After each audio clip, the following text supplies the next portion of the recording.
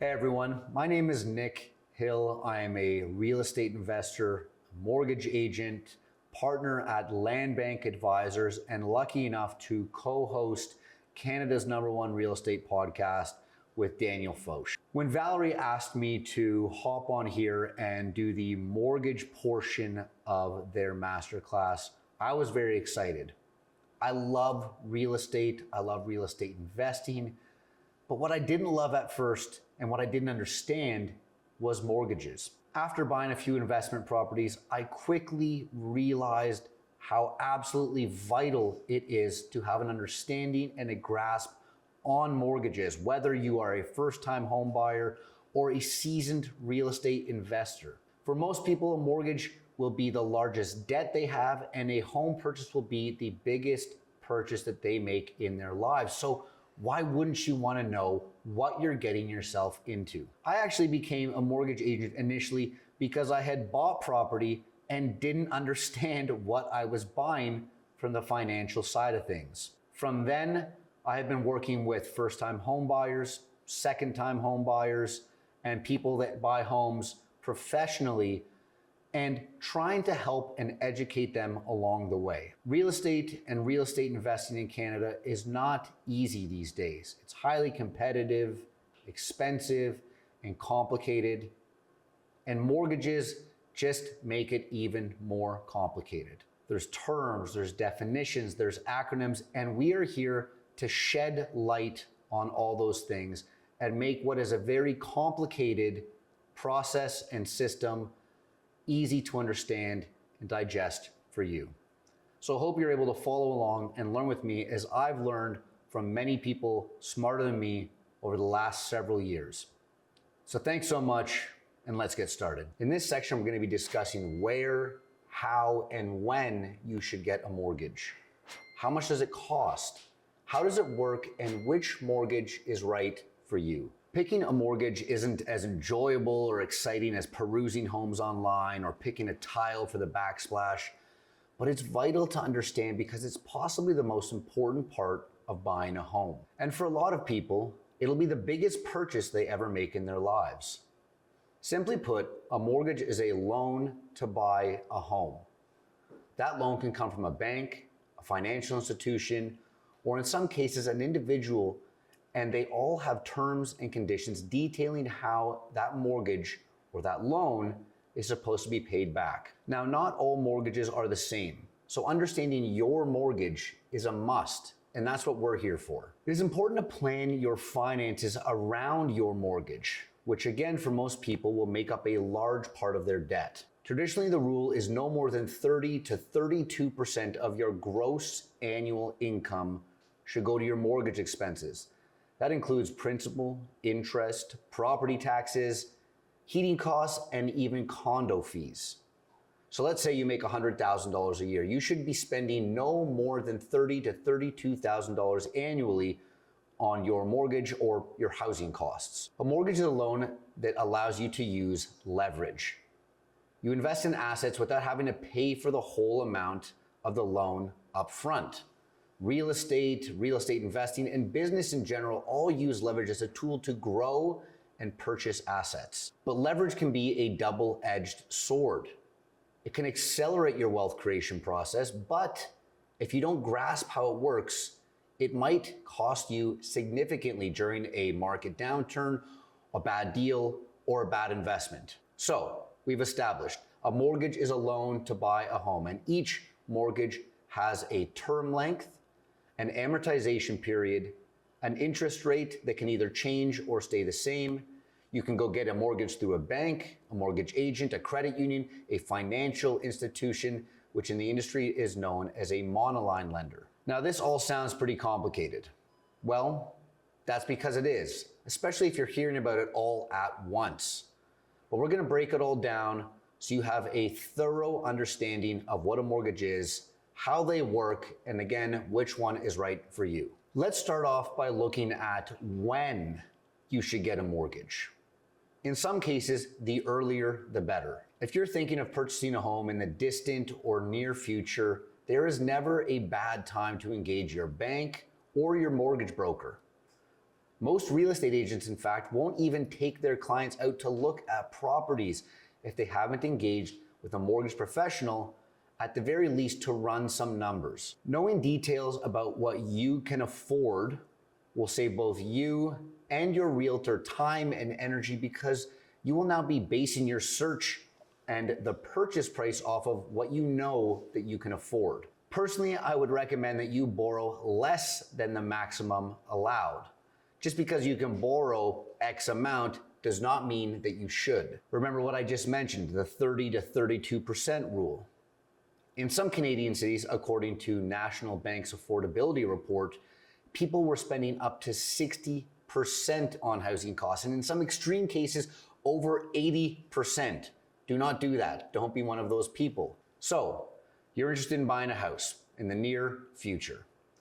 One of your first considerations should be your down payment. How much do you have? Your down payment is the initial payment towards the purchase of a home, typically 1% of the property's purchase price. Here are a few things to note when thinking about your down payment. If your purchase price on your home is $500,000 or less, the minimum amount of down payment is 5%. So let's say you have a $500,000 purchase price. Well, you would need a down payment of $25,000. If that purchase price is between $500,000 and just less than $1 million, the minimum amount of down payment is 5% on the first $500,000 and 10% on anything over that $500,000. So let's use a $750,000 house as an example. $750,000 purchase price, you will need a down payment of $50,000. If the purchase price exceeds $1 million, then expect a minimum down payment of 20%. So a purchase price of $1 million, you will need a $200,000 down payment. You also need to consider your income. Is it stable? Do you have at least a 2-year history of employment? Lenders, for the most part, will want to see a solid employment history. So if you're too early on, that's okay. It is still a great time to engage a mortgage professional so they can help you financially plan things like your employment and down payment. Although your credit won't be checked or hard pulled until later on in this process, you want to ensure that your credit is at least good before you venture into home ownership. While it may vary lender by lender and for the type of mortgage, in general, the minimum credit score to be approved for a traditional mortgage is minimum 680. Some lenders will go a little lower, but again, higher is better. A credit score of 700 or more is considered optimal when applying for a mortgage. So now you're aware of some of the basics of a mortgage, including down payment and credit. Let's look at options for when you actually are going to get a mortgage. Running the numbers. This is the first step that we do with our clients. They fill out what's called a pre-approval application. Let's talk about pre-qualification. This process is a bit more casual and it gives you an estimated version of what your pre-approval will be. To get pre-qualified, an aspiring homeowner would submit their general financials, including their income, assets, debts, to that prospective lender, or in this case, mortgage broker. It's important to note that the pre-qualification process does not require a credit check. Pre-qualification is preliminary, and the numbers provided to you indicate the mortgage amount, but that mortgage amount could be subject to change. This provides you a great opportunity to have a conversation with your lender about your specific mortgage needs, should they come in at exactly what you expected or possibly lower. Okay, so you're pre-qualified, you've run the numbers. Now it's time to move on to a pre-approval. Obtaining a mortgage pre-approval is the natural next step following that mortgage pre-qualification. But it should only be done when the prospective homeowner is more serious about buying. Maybe you found a property. Maybe you actually have made an offer on a property at this point. A mortgage pre-approval provides a borrower with a more precise amount of money that can be expected to be approved for. The process is more detailed. You're talking about a few weeks to be completed as opposed to a pre-qualification, which can be done in a few days or in some cases, if you're just running numbers, in a few minutes right there in front of you. At this point, lenders will require potential borrowers to complete a full mortgage application. This includes assets, debt, income, identification, proof of employment, proof of where the capital is coming from in order to pay your closing costs. You will also want to include expenses and other financial obligations, including child or spousal support, existing student loans, lines of credit, credit card balances, and car loans. Moreover, lenders may require a few documents to verify your employment. These documents can include a recent pay stub to verify your wage or salary. It can be an employment letter from your employer documenting the length of your employment and stipulating your salary. You may also be required to submit an NOA, which is a notice of assessment from the CRA. That's if you own your own business, but we'll touch on that a little later. Now, before we move on, let's talk about rate holds. Rate holds are usually valid for 60, 90, or 120-day periods. This all depends, of course, on your lender and your application. It's important to note, however, that a rate hold still does not guarantee your approval for that mortgage. You may still be refused on many types of criteria if you are not able to meet them. And this can include changes in your financial situation in that 60, 90, 120-day rate hold period. Prospective homebuyers should consider obtaining a pre-approval for a mortgage when they are more involved in the home buying process, ideally within 3 months of the expected purchase of their new home. However, it is always a good idea to go and discuss a pre-qualification with your bank or your mortgage agent as early as you can. So, how do you get a mortgage? Where do you get one? And what do you need to get one? Let's start with the big banks. The majority of Canadians have mortgages with one of the big 6 banks. Those banks are RBC, TD, Scotiabank, BMO, CIBC, and National Bank. These banks are financial institutions that offer much more to Canadians than just mortgages. These banks offer a wide variety of bank accounts, loans, investments, credit cards, and other services. Along with their strong physical presence with branches across Canada, it's no wonder that most Canadians look towards these banks when they first start researching mortgage rates. But there are other options outside of the big banks. You can engage a mortgage broker that will work on your behalf. Mortgage brokers have access to the banks, to the monoline lenders, credit unions, and even private lenders. Mortgages from monoline lenders have a number of advantages for borrowing, including monoline lenders focus on just mortgages. They're experts. Monoline lenders are not going to solicit you to open a checkings account or a savings account. They're not going to tell you to buy RSPs or RESPs. You're not going to be applying for a credit card or buying insurance or any other manner of business banks traditionally deal with. Monoline lenders don't have storefronts or branches, so they save costs and they pass that savings on to you. Monoline lenders follow the same rules as all Canadian banks, so you are protected. Monoline lenders also deal exclusively with mortgage brokers on the client's behalf. This is what we call the broker channel in the business. Now let's chat about credit unions. Credit unions are another great option, especially if you live in a more rural area or a smaller town that may be out of the big bank's traditional scope. Not only do credit unions offer competitive loan terms and a more personalized customer service experience, but they also feature more flexible lending criteria in some instances. You'll generally pay fewer fees. Credit unions typically offer lower mortgage rates.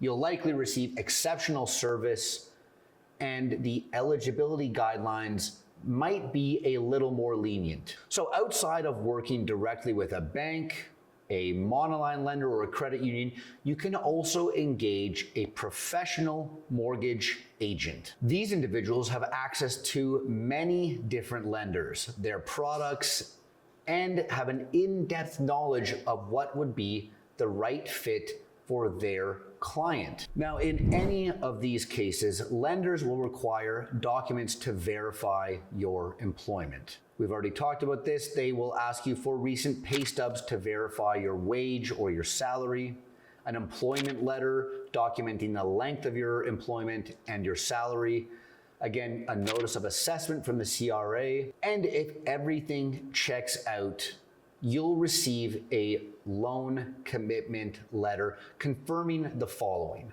your mortgage amount, your interest rate, your mortgage term length, your amortization period and attached schedule. In some cases, an annual percentage rate, an APR. Some lenders will also highlight the costs of your mortgage, including interest rates, as well as other fees like closing costs or broker fees. This will also include your payment frequency. This is, of course, how often you make payments to your mortgage, traditionally weekly, bi-weekly, or monthly. Your prepayment privileges will also be included in this document. This outlines any options you have for paying your mortgage early, such as a lump sum payment or increasing your regular payment amount. This could also include your prepayment penalties for potentially paying off your mortgage too fast. But let's leave that there, and we'll come back to more penalties associated with your mortgage closer to the end of this lesson. You'll have your closing date, which is the date that you will actually take possession of the property and your mortgage will be funded. And of course, your conditions. This section outlines any conditions you need to meet before that lender will actually fund that mortgage. For example, you may need to provide proof of income for your home insurance. So let's talk about how you can apply for these loans. A mortgage from start to finish takes these steps. The first one is determine your budget. Before you even start the application process, it's essential for you to know how much you can afford, and specifically afford with your monthly mortgage payment amount. Remember the 30% rule we spoke about in the beginning. The second step is your credit score. Remember, lenders in Canada will assess your creditworthiness by checking your credit score once you are doing an actual pre-approval. Of course, a higher credit score often leads to better mortgage terms. So go and review your personal credit report and try to work on it before actually going down this road. You can go and check your credit score officially through Equifax or through many free options such as Borrowell and Credit Karma. The next step is saving for a down payment. This again is a percentage of the home's purchase price. Having a larger down payment will often lead to better mortgage terms. The next step is choosing your mortgage type. And don't worry, we'll get more into mortgage types shortly. But choosing your mortgage type, so decide whether you want to be in a fixed mortgage rate, in a variable rate mortgage, or in another type that suits your needs or suits what you're trying to accomplish with that specific property. Each type of mortgage has its advantages and disadvantages, so consider your financial goals and your risk tolerance before making that decision. Then, of course, you get pre-qualified, you get pre-approved, which we just went over.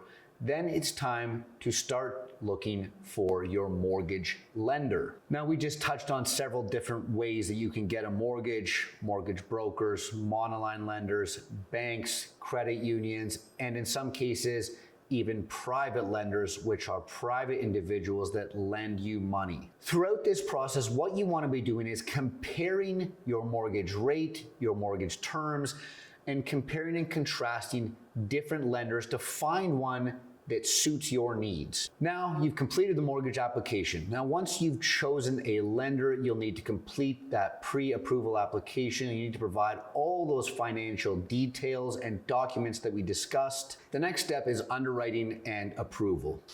The lender will then review your application and assess your creditworthiness, your financial stability, and the property's value. From there, you move on to a home appraisal and a home inspection. In most cases, the lender will require an appraisal for the property to ensure that it's worth the purchase price. An appraisal can confirm the value of the home and ensure the property is a sound investment. These can be done in 3 ways: automation, desktop, and in-person. We see desktop and in-person being the 2 most common. In-person, of course, when the appraiser actually goes to that property and notes their findings on site. You may also at this point want to have a home inspection done, of course, for your peace of mind, to make sure that you are not going to find anything in that house that you did not expect. The next step is to finalize your mortgage terms. So once your mortgage is approved, you'll work with the lender to finalize the mortgage terms, including the interest rate, the amortization period, and the repayment schedule. Now we come to closing. On closing day, you'll sign over the mortgage documents and the lender will provide you the funds to purchase that property. Congratulations. You'll need to pay any closing costs. This also includes legal fees and land transfer tax. The last and ongoing process from here is payments, ongoing payments. After closing, you'll need to make regular mortgage payments at the agreed upon mortgage contract. So whether that's weekly, bi-weekly, or monthly. Well, how much does it cost to get a mortgage? Now you may be wondering, what type of mortgage is right for me?